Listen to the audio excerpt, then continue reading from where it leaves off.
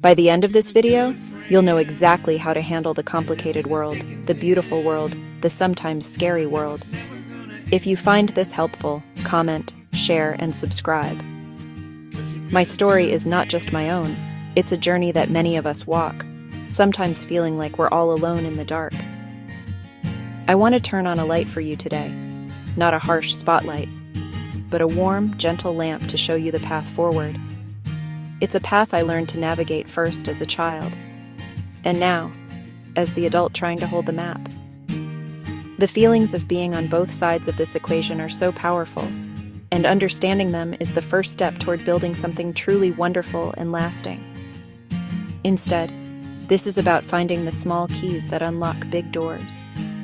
It's about learning to breathe when you feel like you're holding your breath, waiting for the other shoe to drop.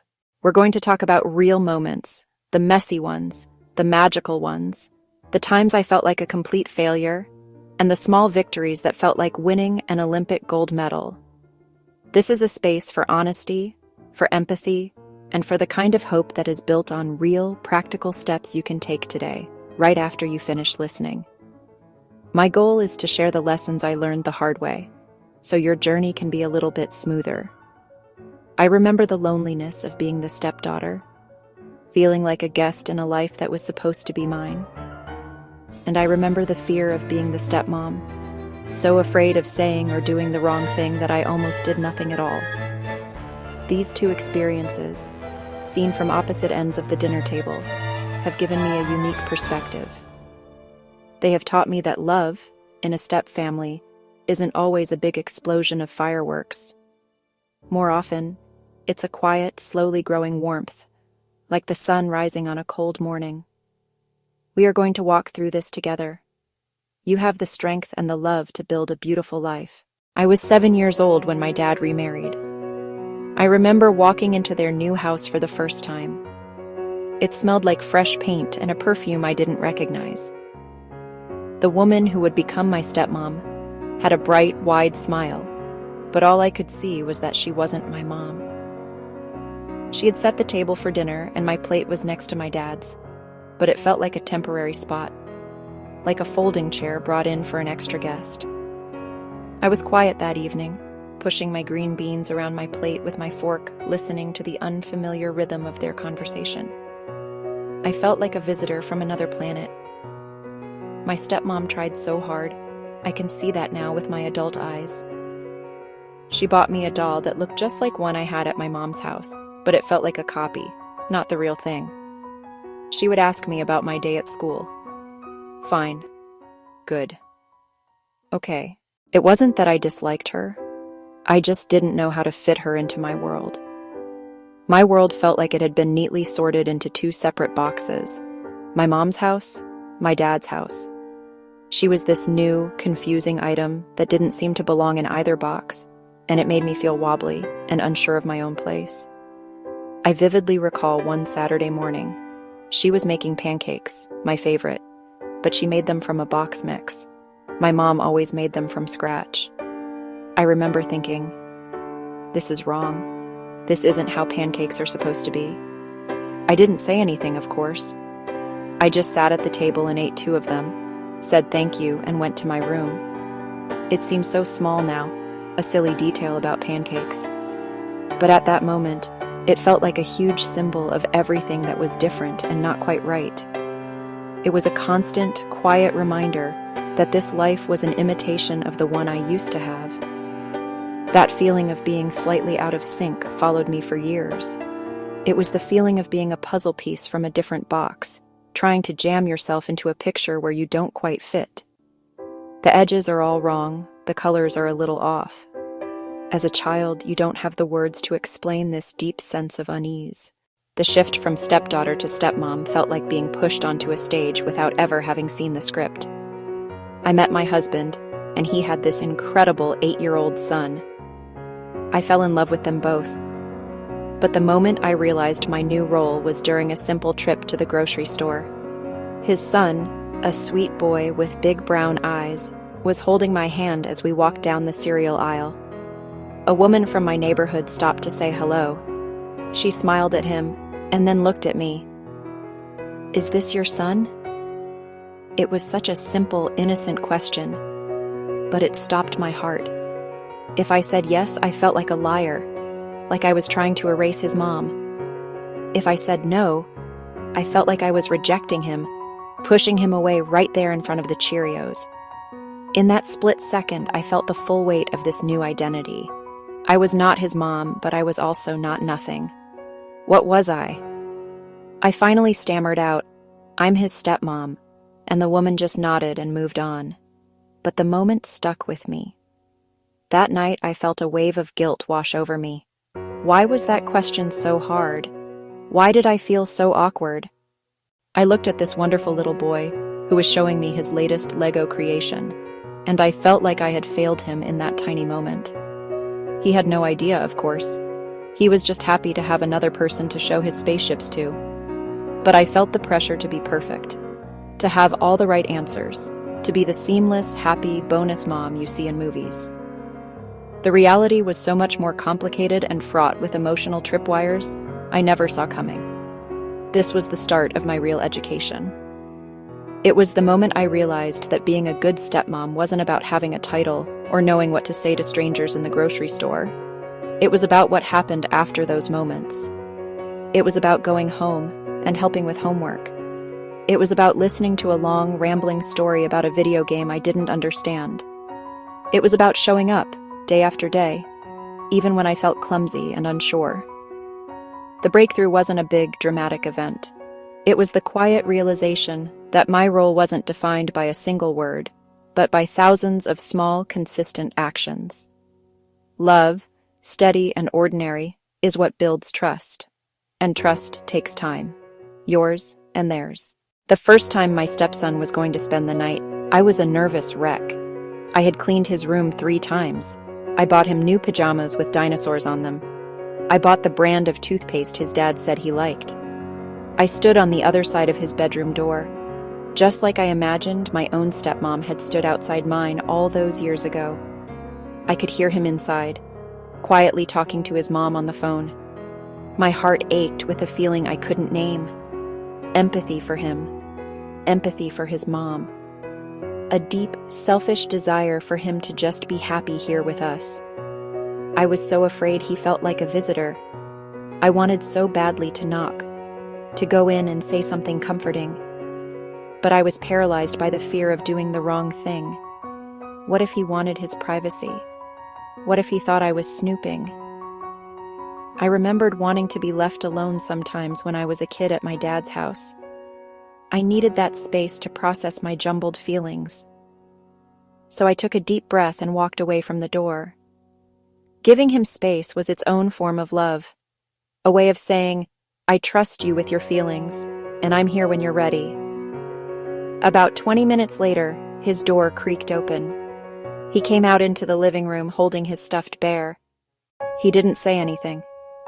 He came over to the couch where I was pretending to read and leaned against my side. I put my arm around him, and we sat, watching a silly cartoon. In that quiet, simple moment, I felt a shift. Not a big speech, just a small body leaning against mine. A silent agreement that we were in this together. A non-verbal thank you for not crowding him. That hug was a breakthrough. It taught me that sometimes the most powerful thing you can do is nothing. Reading the room, understanding a child's unspoken needs in a life split in 2. He didn't need me to be a replacement mom. He didn't need me to be a fun new friend. He needed me to be a safe, quiet presence, an anchor in a house that felt new and different. By giving him space first, I let him come to me on his own terms. A lesson no book could have taught me. The best answers often arrive in silence. And in that silence, love speaks clearly. The fear of not being liked is a powerful thing. But the fear of messing up a child's life feels 1,000 times heavier. In the beginning, I was walking on eggshells. Every decision felt monumental. If I packed his lunch, was I overstepping? If I didn't, was I neglectful? One afternoon, he came home from school looking sad. He told me he forgot it was his turn to bring a snack for his class the next day. A wave of pure panic washed over me. This was my fault. I should have checked his school folder. I was already failing. The guilt was immediate and intense, a hot flush of shame that I wasn't on top of things. I immediately pictured his teacher thinking I was an incompetent stepmom. I imagined him feeling embarrassed in front of his friends. My mind spiraled into all the worst-case scenarios. I wanted to fix it, to prove that I was capable, that I cared. So, I did the only thing I could think of. I told him not to worry, that we would handle it together. We went into the kitchen, and I pulled out the flour, sugar, chocolate chips. I decided we would make cookies, not from a box, but from scratch. The irony was not lost on me as I remembered the pancake incident from my own childhood. As we measured and mixed, something magical happened. He started telling me about his day, really telling me. He talked about a funny thing his friend said at recess, a hard math problem. He wasn't sad anymore. He was just a little boy, excited about the mess we were making. The smell of baking cookies filled the house, that warm, comforting scent that feels like a hug. It wasn't about the cookies themselves. It was about the act of doing something together. It was about turning a moment of panic and guilt into a moment of connection. We were a team, solving a problem. That night, as we packed the still warm cookies into a container for his class, I felt a sense of pride that was deep and true. It wasn't the pride of being a perfect, organized stepmom who never forgets snack day. It was the pride of being a person who could take a moment of failure and turn it into something good. My first practical tip is something I call creating small spaces of your own. This is so important. When you become a stepmom, you move into a family that already has a history, traditions, and a way of doing things. It's easy to feel like you're just an addition, an extra person in a story already being written. You need to create something, no matter how small, that is uniquely yours with your stepchild. This isn't about replacing old traditions. It's about adding new ones. Build your own little pocket of shared history, just the two of you. Find a very small, low-pressure activity that can become your thing. A weekly trip to the library to pick out books together. A walk around the block after dinner that you always take. For us, it was a silly comic book series. Every month, we'd go to the comic shop together when the new issue came out. It became our little ritual. It didn't involve anyone else. It was our time, built from scratch. That small space gives the child a way to connect that isn't a competition with their other parent. It's not mom does this and stepmom does that. It's this is the cool thing we do together. It lowers the stakes and takes the pressure off. Not grand gestures, quiet consistency. Over time, small spaces grow. Comic trips turned into pizza afterward. Pizza chats became a time he opened up about school and friends. It started tiny and blossomed into a trusting friendship. So find your small space. Plant a tiny herb garden together. Work on a puzzle. Learn a simple song on the ukulele. Find that one little thing that belongs to just the two of you, and nurture it. It becomes the foundation for so much more. My second tip is a simple but powerful shift in language. I call it using the language of and instead of but. When we talk about our blended families, it's so easy to fall into the trap of comparison and opposition. The word but creates a conflict. It sets two ideas against each other, implying that one has to win and one has to lose. To put this into practice, consciously replace the word but with and when you're thinking or talking about your family. This tiny change can completely reframe your perspective. Try. He has a great time here, and he misses his mom. Both of those things can be true at the same time. They don't have to cancel each other out. A child can be happy to be with you, and also sad that they are not with their other parent. Holding space for both truths is an incredible act of empathy and love. This change in language helped me release so much personal guilt. I used to feel like if my stepson was missing his mom, it must be because I was doing something wrong, that I wasn't making our home fun enough. When I started using "and," I realized his feelings weren't a reflection on me. He can love his mom, and he can love me. He can have fun at her house, and he can have fun at our house. His heart is big enough for all of it. This simple word swap took the pressure off me to be the source of all his happiness, and allowed me to just be a supportive part of his life. It also works when talking to your partner about challenges. Try.